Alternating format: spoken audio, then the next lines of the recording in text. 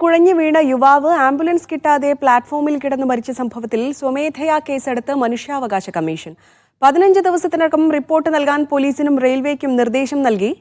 വാർത്തയുടെ കൂടുതൽ വിവരങ്ങൾ നൽകാൻ നടരാജ് പരശുറാം ചേരുന്നു. നടരാജ്, എന്താണ് ഇനി തുടർ നടപടികൾ ഉണ്ടാവുക? എന്തൊക്കെയാണ് നൽകാൻ കഴിയുന്ന കൂടുതൽ വിവരങ്ങൾ?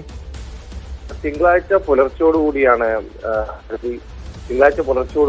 ഇത്തരത്തിൽ ട്രെയിനിൽ വെച്ച് ശ്രീജിത്ത് എന്ന ചാലക്കുടി സ്വദേശിയായ യുവാവ് കുഴഞ്ഞു വീണത്. ഇയാൾക്ക് കൃത്യസമയത്ത് ആംബുലൻസ് ലഭ്യമാക്കാൻ അധികൃതർക്ക് കഴിഞ്ഞില്ല. മുളങ്ങുന്നത്കാവ് റെയിൽവേ സ്റ്റേഷനിൽ 25 മിനിറ്റോളമാണ് ആംബുലൻസിനെ കാത്ത് ശ്രീജിത്ത് കടന്നത്. പിന്നീട് മരിക്കുകയായിരുന്നു. ഈ സംഭവം വലിയ വാർത്തയായതിനു പിന്നാലെയാണ് ഇപ്പോൾ മനുഷ്യാവകാശ കമ്മീഷന്റെ ഇടപെടൽ ഉണ്ടായിരിക്കുന്നത്.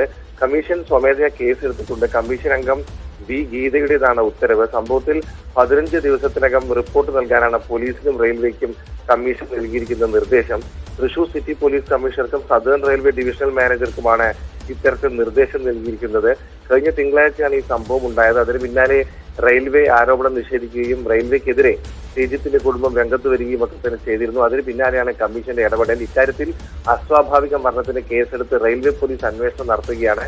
ട്രെയിനിൽ കോച്ചിലുണ്ടായിരുന്ന ആളുകളുടെയും ടിടിമാരുടെയും ഒക്കെ തന്നെ മൊഴിയെടുക്കുമെന്ന് അന്വേഷണ സംഘം അറിയിച്ചിട്ടുണ്ട്. അന്വേഷണം പുരോഗമിക്കുകയാണ്.